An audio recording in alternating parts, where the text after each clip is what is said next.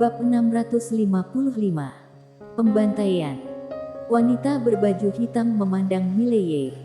Apa yang aku katakan itu benar. Mereka sedang menjarah dengan gila-gilaan di daratan Suancang sekarang. Dan sebelum mereka datang ke daratan Suancang kami, mereka telah menjarah beberapa alam semesta. Mileye bertanya. Mereka menjarah dengan gila-gilaan. Wanita berbaju hitam mengangguk. Pasukan wilayah utara. Ini adalah Legiun Dunia Akbar Suan Huang. Legiun ini sering menjarah sumber daya alam semesta kecil di beberapa dunia kecil. Kemanapun ia pergi, dapat dikatakan bahwa tidak ada yang akan bisa tumbuh. Mileye sedikit mengernyit. Seangkuh itu, angkuh. Wanita berbaju hitam mencibir. Ini masih legiun luar area mereka. Kamu tidak tahu legiun utama mereka. Legiun utama mereka adalah kegilaan yang sebenarnya. Kemanapun mereka pergi, yang taat akan makmur, yang melawan akan binasa. Mileye terdiam sejenak, lalu menatap Sabta. Muka Sabta tanpa ekspresi. Bunuh. Mileye berkata sambil tersenyum. Niatku juga begitu. Setelah mengatakan itu, dia memandang wanita berbaju hitam. Bawa kami ke duniamu. Wanita berbaju hitam berkata dengan berat. Hanya kalian berdua saja. Mileye mengangguk. Hanya kami berdua. Wanita berbaju hitam menggelengkan kepalanya. Jika hanya berdua, kalian berdua akan mati. Mileye bertanya sambil tersenyum. Kenapa? Wanita berbaju hitam berkata. Mereka banyak dan kuat. Mileye berkata. Kamu tidak usah pedulikan hal ini. Pimpin jalan. Wanita berbaju hitam menatap Mileye dan Sabta dalam-dalam. Lalu berjalan duluan. Dalam perjalanan, Mileye melihat stempel giok di tangannya. Benda apa ini? Ekspresi wanita berbaju hitam menjadi sedikit rumit. Stempel giok kerajaan Han kami. Mileye bertanya. Tadi kamu bilang ada harta karun di dalamnya. Wanita berbaju hitam mengangguk. Ya. Mileye bertanya. Bagaimana cara membukanya? Wanita berbaju hitam ragu-ragu. Mileye berkata sambil tersenyum. Kenapa? Sekarang kamu jadi tidak rela. Wanita berbaju hitam menghela napas lalu berkata dengan suara rendah. Sisa harta di kerajaan Han sudah habis dijarah. Kecuali stempel giok ini. Dan di dalam stempel giok ini, ada nadi naga kualitas dewa. Kualitas dewa. Tak jauh dari situ, Sabta tiba-tiba berkata. Kualitas dewa. Wanita berbaju hitam mengangguk. Kualitas dewa. Sabta menatap Mileye. Lumayan juga barang ini. Kerajaan dewa juga hanya punya satu. Mileye menunjuk lalu stempel giok itu pun terbang ke depan Sabta. Untukmu. Sabta menggelengkan kepalanya. Tidak mau. Mileye bertanya. Kenapa? Sabta berkata. Untukmu saja. Kamu tidak punya satu pun. Mendengar ini, hati Mileye sedikit menghangat. Dia tersenyum dan hendak mengatakan sesuatu. Lalu Sabta berkata, sudah kubilang tidak mau. Mileye hendak berbicara ketika Linsi muncul di depan Mileye. Yang di lantai ke-6 bilang, ini bisa diberikan kepadaku. Jika aku meletakkannya di menara, akan ada banyak energi spiritual di menara. Pohon spiritualku bisa menyerapnya. Begitu juga menara kecil. Mileye bertanya, senior. Benarkah itu? Dia tidak begitu percaya pada Linsi. Tidak tahu gadis ini belajar dari siapa. Terkadang dia akan berbohong. Lantai 6 berkata, ya. Menaramu ini juga membutuhkan energi spiritual. Dengan adanya nadi naga di tingkat ini, akan sangat bagus untuk menara ini. Mileye mengangguk. Lalu dia memberikan stempel giok itu kepada Linsi. Linsi menyeringai, memeluk stempel giok itu dan kembali ke menara penjara alam. Setelah beberapa saat, Muncul seekor naga putih di lantai 2. Nadi naga kualitas dewa. Dengan munculnya nadi naga kualitas dewa ini, energi spiritual seluruh menara penjara alam tiba-tiba menjadi kuat. Dia bisa merasakan menara kecil itu menjadi sedikit heboh. Tentu saja Lindsay yang paling bersemangat. Karena nadi naga ini sangat membantu pohon spiritual yang dia tanam. Di luar menara penjara alam, wanita berbaju hitam di samping Mileye tiba-tiba berkata, "Aku rasa kalian mungkin masih tidak memahami kekuatan mereka." Mileye tersenyum sedikit dan tidak berbicara. Dunia akbar Xuan Huang. Dia tahu bahwa dunia ini pasti sangat kuat. Karena kekuatan ini telah menyedot darah alam semesta lainnya.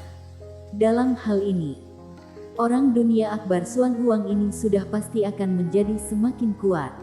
Wanita berbaju hitam berkata dengan berat, "Kenapa kalian melawan orang-orang dunia akbar Xuan Huang?" Mileye menarik kembali pikirannya. Berkata sambil tersenyum, "Kami juga punya dendam dengan mereka." Setelah mengatakan itu, dia melihat ke ujung yang jauh. "Berapa lama lagi?" Wanita berbaju hitam berkata. 1 jam lagi." Mileye berkata dengan suara pelan. "Ada berapa orang di Legiun Dunia Akbar Xuan Huang itu?" Wanita berbaju hitam berkata. "Hanya 100 orang." 100. Mileye memandang wanita berbaju hitam dan tercengang. 100 orang sudah bisa memusnahkan daratan Xuanchang. Wajah wanita berbaju hitam terlihat sedikit jelek. Kekuatan 100 orang ini sangat kuat hingga tidak bisa kamu bayangkan. Mileye berkata dengan berat. "Semuanya alam kaisar." Wanita berbaju hitam menggelengkan kepalanya. "Hanya ada sekitar lebih dari 30 orang alam kaisar. Tetapi kekuatan tempur mereka sangat kuat. Mereka juga mempunyai monster Sirius tingkat hukum surga." Setelah mengatakan itu, dia memandang Mileye. "Kamu akan tahu betapa menakutkannya mereka ketika kamu bertemu mereka nanti." Mileye mengangguk. "Semoga saja." Wanita berbaju hitam melirik Mileye dan tidak berbicara. Sekitar 4 jam kemudian, wanita berbaju hitam tiba-tiba berkata, "Itu di depan." Mileye dan Sabta mendongak dan melihat sebuah planet tidak jauh. Pada saat ini, ada bau darah yang sangat menyengat di planet ini. Mileye sedikit mengernyit. "Mereka tidak akan membantai seluruh daratanmu, kan?" Wanita berbaju hitam berkata datar. "Itulah yang mereka lakukan." Mendengar ini, Sabta sedikit mengernyit. Orang biasa pun tidak luput. Wanita berbaju hitam mengangguk. Yang mereka maksud adalah menghabiskan semuanya. Menghabiskan semuanya. Sabta menggelengkan kepalanya. Sungguh tidak manusiawi. Meskipun kerajaan dewa juga melancarkan perang, kerajaan dewa tidak membantai yang lemah. Tindakan dunia akbar Xuan Huang ini adalah tindakan yang tidak manusiawi. Mereka sepenuhnya merampas seenaknya. Pada saat ini, Sabta tiba-tiba berkata, "Bunuh mereka semua." Mileye memandang Sabta. Tak perlu dikatakan, gadis ini sudah marah. Segera, ketiganya memasuki daratan Xuanchang. Begitu mereka memasuki daratan Xuanchang, Mileye dan Sabta mengerutkan kening. Bau darah. Bau darah dari alam semesta ini terlalu kuat. Tak perlu dikatakan. Pasti ada banyak orang yang telah meninggal. Pada saat ini, wanita berbaju hitam berkata, "Kita pergi ke kerajaan Han. Kerajaan Han adalah tempat paling makmur di daratan Xuanchang kami. Mereka pasti ada di sana." Mileye mengangguk. "Tunjukkan jalannya." Gadis berbaju hitam itu bergetar dan terbang di kejauhan. Tak lama kemudian, mereka bertiga sampai di ibu kota kerajaan Han. Sebelum memasuki kota, tercium bau darah yang sangat menyengat. Mileye melihat ke dalam kota. Dan dari langit, ada mayat di seluruh kota. Mayat bergelimpangan di mana-mana. Darah mengalir bagaikan sungai. Ini adalah pembantaian. Pada saat ini, seorang pria berbaju besi muncul di depan Mileye dan yang lain. Saat melihat wanita berbaju hitam di samping Mileye, pria berbaju besi menyeringai. Wanita ini sangat cantik. Haha. Begitu selesai bicara, dia langsung bergegas menuju wanita berbaju hitam. Wanita berbaju hitam menatap pria berbaju besi itu dengan dingin tanpa menghindar. Dan ketika pria berbaju besi masih beberapa meter dari wanita berbaju hitam, tiba-tiba kepalanya melayang. Darah memercik kemana-mana. Kepala pria yang terbang itu membuka matanya lebar-lebar. Terlihat tidak percaya. Wanita berbaju hitam berbalik untuk melihat Mileye dengan kaget. Mileye dan Sapta berjalan menuju kota. Sepanjang jalan, ada mayat di mana-mana. Banyak dari mereka adalah anak-anak. Kejam. Wajah Mileye sangat suram. Dia juga membunuh orang. Tetapi dia tidak pernah melakukan apapun pada wanita dan anak-anak.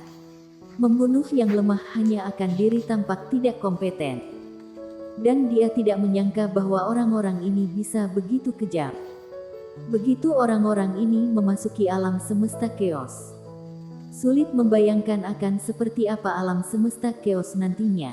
Pada saat ini, seorang pria parubaya yang memegang tombak panjang tiba-tiba muncul di depan Mileye. Pria parubaya menatap Mileye dan yang lain. Kalian.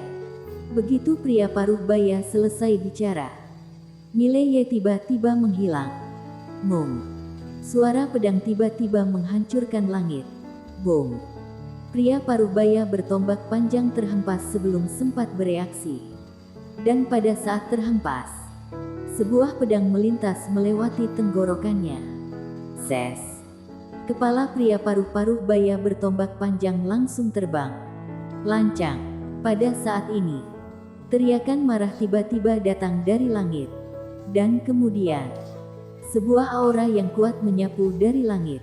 Pada saat ini, Sapta, tidak jauh, tiba-tiba menghilang. Mung. Suara pedang naik ke langit. Dan setelah beberapa saat, Sapta kembali ke posisi semula. Tetapi pada saat ini, ada sebuah kepala berdarah di bawah kakinya. Melihat pemandangan ini, wanita berbaju hitam tidak jauh darinya benar-benar terpana. Kekuatan Mileye dan Sapta jauh melebihi harapannya. Bum bum bum. Pada saat ini, tanah yang tidak jauh tiba-tiba bergetar. Dan segera, tekanan yang kuat datang dari jalan yang jauh. Mileye melihat ke kejauhan, di mana 100 kavaleri yang menunggangi Sirius bergegas ke arah mereka. Momentum 100 orang ini sangat kuat. Dapat dikatakan bahwa mereka tidak lebih lemah dari pasukan jarak dekat di sekitar Sapta. Mileye mengambil langkah ke depan dan memutar kaki kanannya dengan lembut. Dalam sekejap, kekuatan bumi yang tak terhitung jumlahnya berkumpul ke arahnya. Mileye mengepalkan tangan kanannya perlahan. Dan kekuatan yang kuat tiba-tiba datang darinya. Pada saat ini, kelompok kavaleri telah datang 10 kaki di depannya. Tekanan yang kuat mencekik. Mileye tiba-tiba melangkah maju dan melemparkan pukulan. Tinju penguburan. Boom. Dengan pukulan ini, sebuah momentum tinju raksasa keluar dari tinju Mileye. Dan dalam sekejap, seluruh kota Han bergetar hebat. Seperti terkena gempa bumi besar. Di depan 3 Mileye, 100 orang dipaksa untuk berhenti oleh kekuatan pukulan ini. Dan pada saat ini, Mileye dan yang lain sudah berantakan. Jika tidak terhalang oleh aura 100 orang itu, pukulan Mileye bisa menghancurkan seluruh kota Han. Tinju penguburan. Kekuatannya tidak diragukan lagi. Di seberang Mileye, seorang pria parubaya keluar mengendarai Sirius. Di bawahnya, Sirius itu memelototi Mileye. Matanya merah darah, seperti ingin melahap orang. Pria paruh baya menatap Mileye dan hendak berbicara ketika Mileye tiba-tiba berkata, "Jangan katakan apa-apa. Kalian yang membunuhku atau aku yang akan membunuh kalian." Begitu selesai bicara, kaki kanannya mengetuk ringan, lalu berubah menjadi cahaya pedang dan melesat keluar. Bersambung. Jangan lupa klik like dan subscribe.